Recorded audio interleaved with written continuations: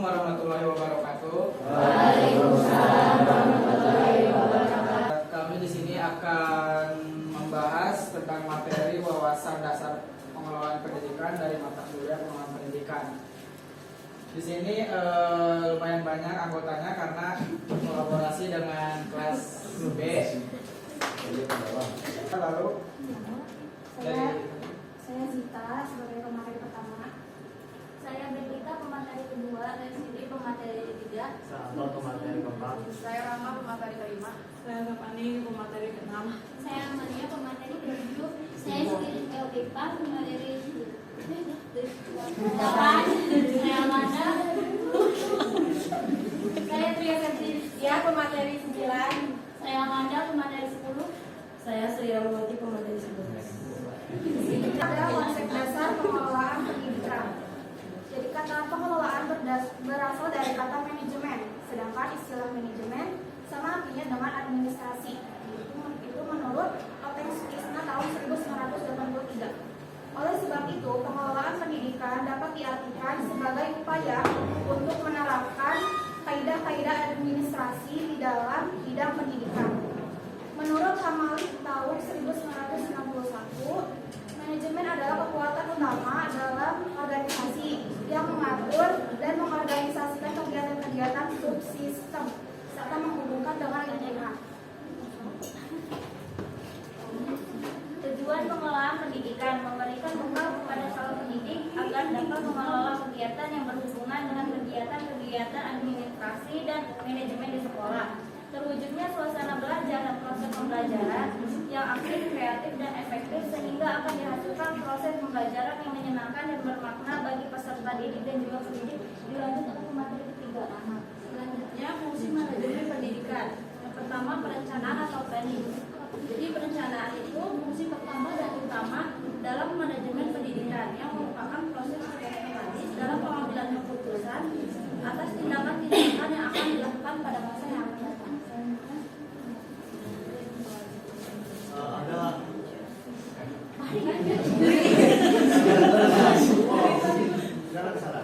Ada fungsi pengorganisasian. Pengorganisasi ini artinya proses pembagian tugas dan tanggung jawab serta undang sehingga tercipta suatu organisasi yang dapat digerakkan sebagai satu kesatuan dalam rangka mencapai tujuan yang adalah mekanisme dan prosedur kerja, plan kerja serta penempatan personil khususnya sesuai dengan kemampuannya.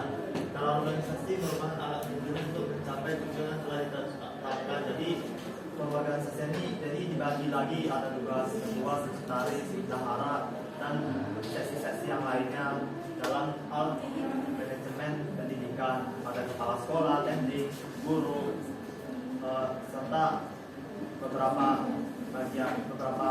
anggota lainnya yang melengkapi dalam sistem manajemen pendidikan. Selanjutnya diberikan selanjutnya akan diteruskan oleh kelompok materi kita. Selanjutnya ada pelaksanaan atau actuating, yaitu proses menggerakkan orang-orang untuk mencapai tujuan dan sasaran.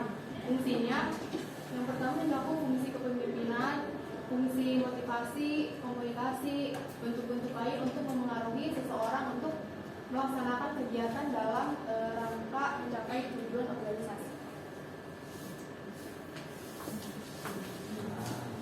Selanjutnya ada pengawasan atau controlling. Pengawasan itu suatu kegiatan menilai kerja berdasarkan standar yang telah dibuat untuk selanjutnya dilakukan perubahan atau perbaikan jika diperlukan. Proses ini bertujuan untuk memastikan seluruh kegiatan yang telah direncanakan, diorganisasikan, dan diimplementasikan dapat berjalan sesuai dengan targetnya. Selanjutnya ada pendekatan dalam pengelolaan pendidikan. Yang pertama ada pendekatan organisasi klasik. Pendekatan organisasi klasik ini sering disebut juga dengan gerakan manajemen ilmiah yang dipelopori oleh Frederick Taylor. Gerakan ini mencari upaya untuk dapat menggunakan orang secara efektif dalam organisasi industri. Konsep dari gerakan ini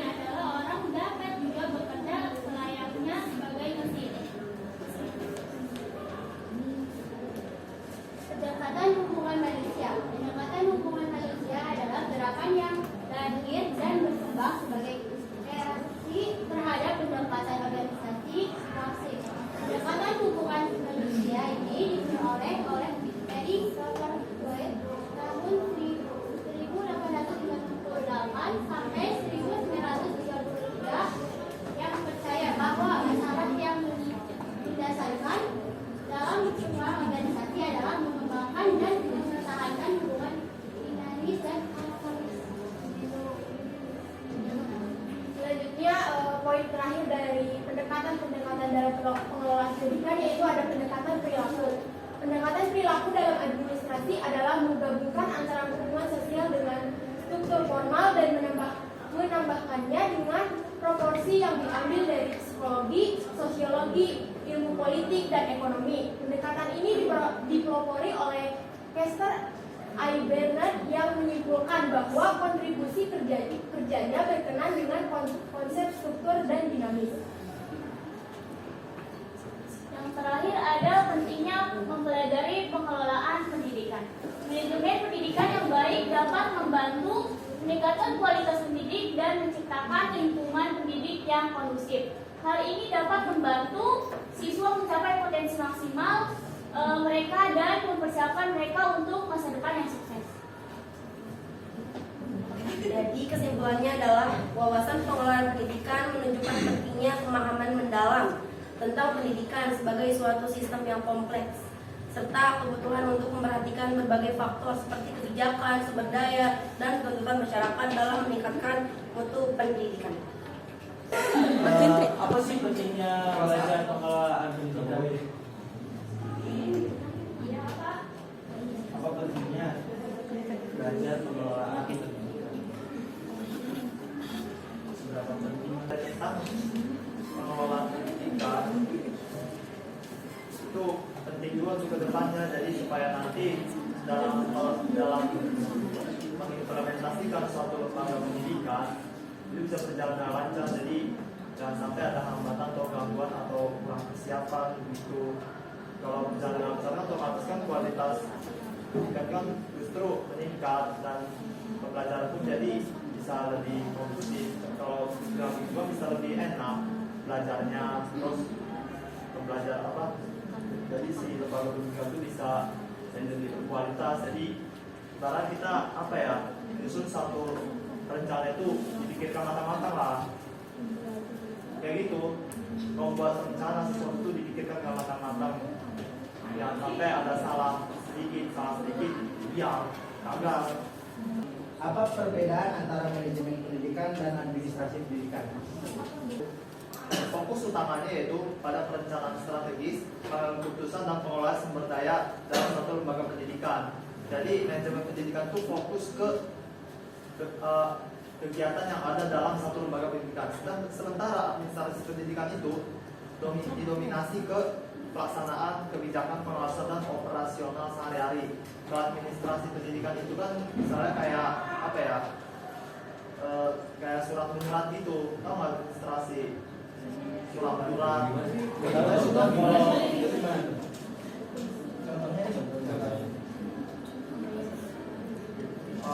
Misalnya proposal bahwa buat modul ajar itu kan administrasi modul ajar, tanda tangan kepala sekolah. Kalau manajemen pendidikan itu urusannya ke ini kepala sekolah selaku pimpinan. Jadi bagaimana strategi kita untuk supaya untuk bisa mengembangkan satu lembaga pendidikan itu, bagaimana strateginya, keputusannya bagaimana, kan kepala sekolah selaku pimpinan dari sekolah itu bagaimana dari pengelolaan pendidikan dalam meningkatkan kualitas sistem pendidikan. Utama dari pengelolaan pendidikan dalam meningkatkan kualitas sistem pendidikan. Kan ada sekolah ada visi dan misi. Visinya apa? Misinya apa? Visi itu adalah suatu tujuan dan misinya itu bagaimana cara untuk mencapai satu tujuan. Sederhana begitu. Visi dengan misi. Kalau visi, bagaimana cara supaya visi dan misi ini berjalan sesuai dengan rencana? Ya butuh ini dong, pengelolaan yang baik dari pihak satu lembaga pendidikan itu. Kalau salah satu misinya tidak bisa dijalankan dengan baik, ya otomatis visi pasti gagal. Nah lanjut lagi. pengelolaan ini dilakukan oleh kepala sekolah yang punya wewenang. Kalau sekolah ibaratnya kayak ini, kalau di perusahaan ini kayak direktur, bos, CEO. Dan berwenang kepala sekolahnya yang berwenang dalam mengatur jalannya sekolah melalui keputusan bersama agar terhadap satu tujuan pendidikan. Jadi kepala sekolah yang pegang tanggung jawab. Poin pertama tentang organisasi, hubungan manusia dan peningkatan perilaku. Coba sebutkan contoh dari 3 poin tersebut. Ada yang namanya pendekatan organisasi klasik. Setiap anggota staf memiliki tugas-tugas yang spesifik dan terpisah. Contohnya seperti guru dalam pengajaran, lalu staf administrasi untuk administrasi sekolah. Lalu yang kedua, pendekatan hubungan manusia. Di dalam suatu lembaga persekolahan ada yang namanya guru, siswa, dan orang tua. Bahkan staf administrasi diperkuat untuk menciptakan lingkungan belajar yang nyaman bagi siswa. Lalu yang ketiga ada pendekatan perilaku. Misalkan contohnya guru memodelkan apa saja perilaku yang baik bagi siswa. Jadi siswa pun otomatis melihat dan mencontohkan apa yang dilakukan oleh guru tersebut. Kita menentukan planning yang kompleks untuk dalam organisasi.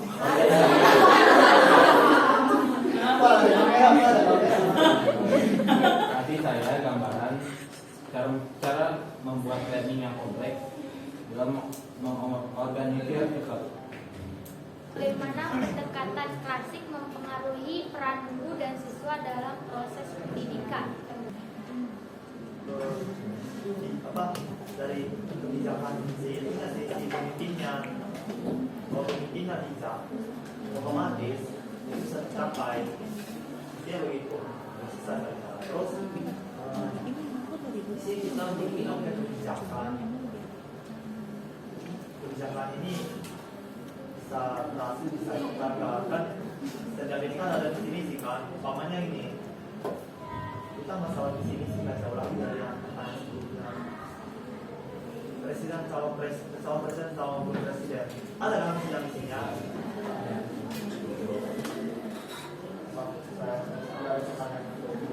Ada sesuatu dengan jadwal yang telah ditetapkan oleh Wakasek kurikulum. Ini SD, ada sih bagiannya. Terus jadwal begini. Terus gurunya menjalankan tugasnya tuh, yaitu mengajar. Terus kepala sekolah ada kebijakan lain. Kepala sekolah menentukan guru kalau sebelum mengajar tuh harus nyerahin modul ajar atau RPP untuk ditangani oleh kepala sekolah. Itu kepala sekolah terhadap guru terhadap siswa. Guru memerintahkan siswa untuk belajar, terus mengerjakan tugas, terus memerintahkan siswa untuk mengikuti ujian, mengikuti upacara bendera atau kegiatan wajib lainnya yang harus dilaksanakan. Kata yang masih kurang dipahami, yang dari kelompok kami, wassalamualaikum warahmatullahi wabarakatuh.